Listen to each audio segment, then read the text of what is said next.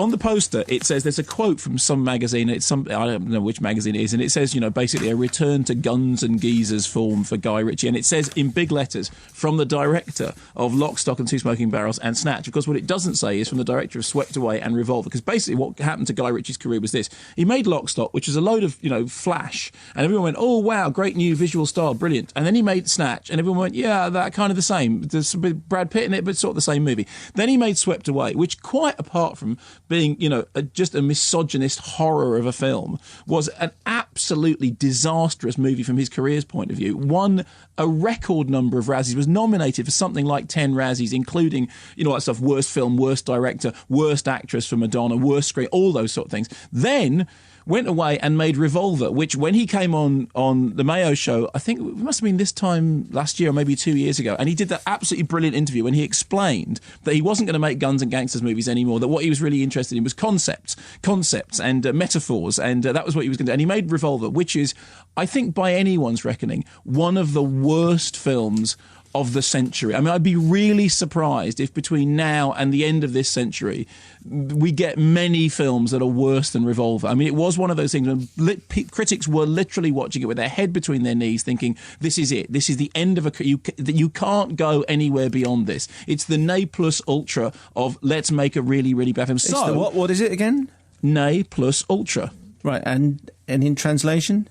It means you can't go any further than this. So what Guy Ritchie does is, having told you, because it's interesting, in your interview with him just the other day, you said to him, you said you don't want to make any more guns and geezers movies. He said, did I say that? I don't remember saying that. Well, I don't even think I did say that. Yes, he did. He said it in the interview with you. He said he was interested in making movies about concepts. So what he's done is he's gone back and made Rocknrolla, which is basically the guns and geezers movie. A bunch of people, one of them's called Mumbles and one of them's called One Two, and they all talk like this, and they go, and the story is your Jason Statham voice. No, Jason Statham's like this. Oh, right. Jason Statham's like that. That's different. Danny Dyer's like that. That's Danny Dyer. That's Danny Dyer. And then people in Guy Ritchie movies, they're like this. They go, God, blimey, geezer.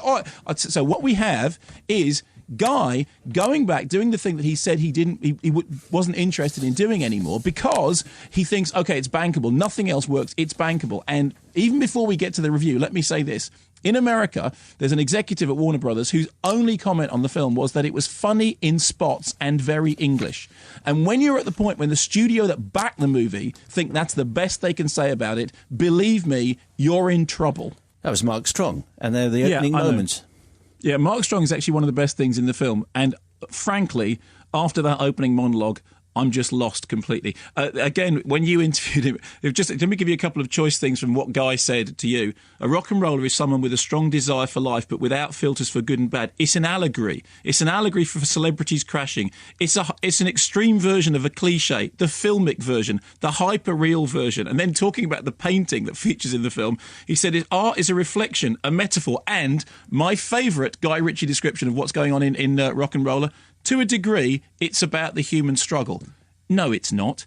It's about the struggle to get your career back on track after you have sunk it so deep that not even submarines could find the wreckage of the last movie you made. It's basically, I mean, as far as the plot's concerned, he said, well, the thing is, I think that London's changed an awful lot in the last 10 years and no one's noticed, and I've made a movie. Well, actually, a lot of people have noticed. In fact, if you've read any film review for the last 10 years, you will notice that every film reviewer keeps pointing out that every film that's shot in London is about the fact that London has changed. Every film reviewer ends up saying, look, there's another shot of the Gherkin. Haven't we got past the point of realising that the architecture of London has changed? Point one. Point two, Russian gangsters. Russian gangsters in London? That's a very novel and interesting idea. It's a shame that I saw it done before in Eastern Promises, which by no means was the first film about Russian gangsters in London, and incidentally was yet another film about the fact that London has changed. Actually, what Guy Ritchie has done is he's gone back to Long Good Friday, right? Long Good Friday, which is an absolutely brilliant gangster movie, incredibly intelligent, fantastic performance, and he's redone the Long Good Friday as effectively performed by Chaz and Dave. I mean, watching Rocknrolla, it's like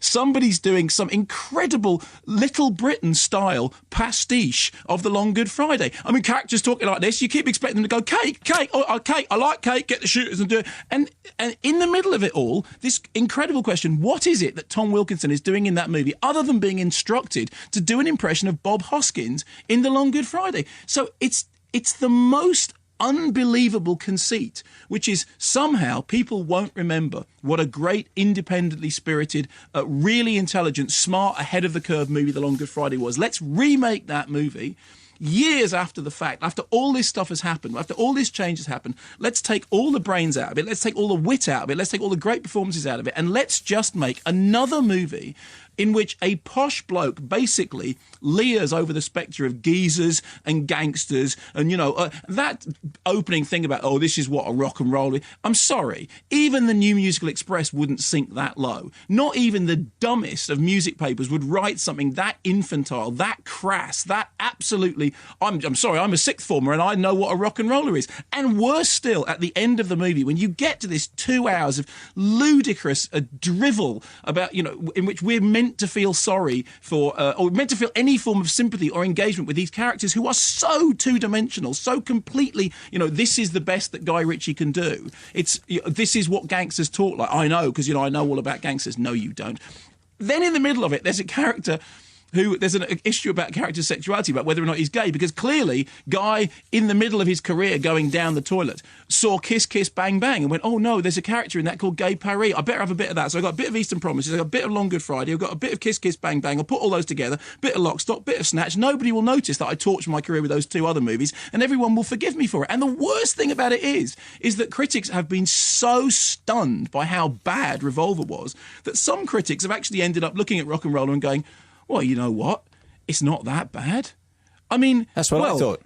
But Simon, you have to take a firm line here, right? Yeah. I'm sorry. Go on, take a firm line. But I did quite enjoy it.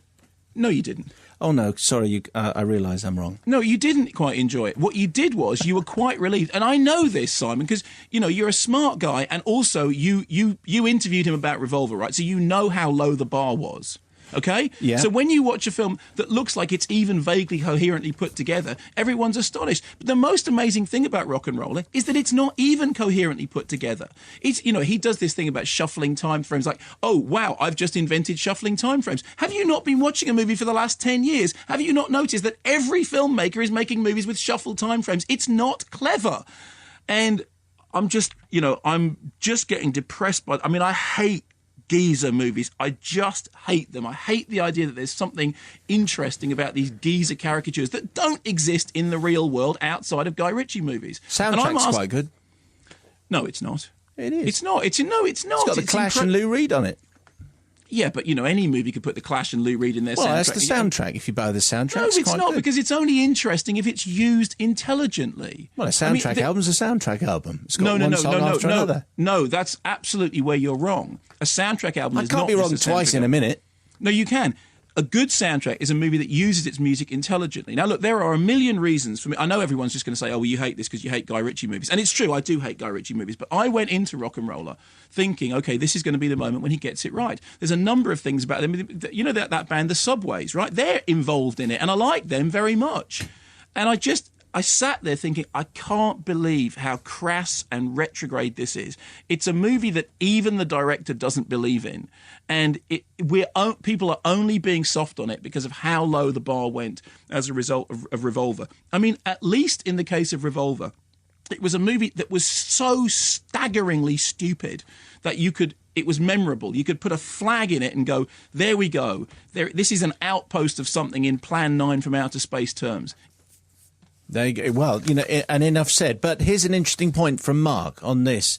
If I like Lock, Stock and Snatch, will I like Rocknrolla? And my hunch is that he will. If you know that we're back into familiar territory, and if you know that it's the remake of The Long Good Friday with all that stuff taken on board, chances are Mark and his mates may well enjoy this. Well, in that case, they might be wrong. No, what they need to do is look. No, they might enjoy it. If they like Lock, Stock and they like... Hang on. Enjoying Lock, Stock when it came out is forgivable. Because actually, it's interesting. When I first saw Lock, Stock, I didn't like it at all. Then I saw it again a second time after the American release, in which the Americans have basically branded it as a comedy. And watching it again as a comedy, I thought, oh, well, it's okay. There is something in there after all. And then I saw Snatch and thought, well, no, that's kind of the same movie, isn't it? But all these years later, when what you should have seen is some kind of progress, no, it's not right to enjoy it. I mean, you know, if you enjoy Lock, Stock, watch Lock, Stock again. David, you don't need, and here's the other thing. Guy Ritchie has already said at the end of the movie, he says, all these characters will be back in the real Rock'n'Roller. And he said in an interview that if Rock'n'Roller takes money, then he'll make a sequel after he's messed up Sherlock Holmes for all time. Well, that means if you pay to see Rock'n'Roller, you are paying for him to make the real Rock'n'Roller. Don't do that. Diana and Darby, dear Darby and Joan, I've got a pulled muscle in my neck. Could you stop making me laugh? So I think you're done on this, are you? But I just want to say... No, I think you're done on this, aren't you? The last thing I want to say... Very last thing.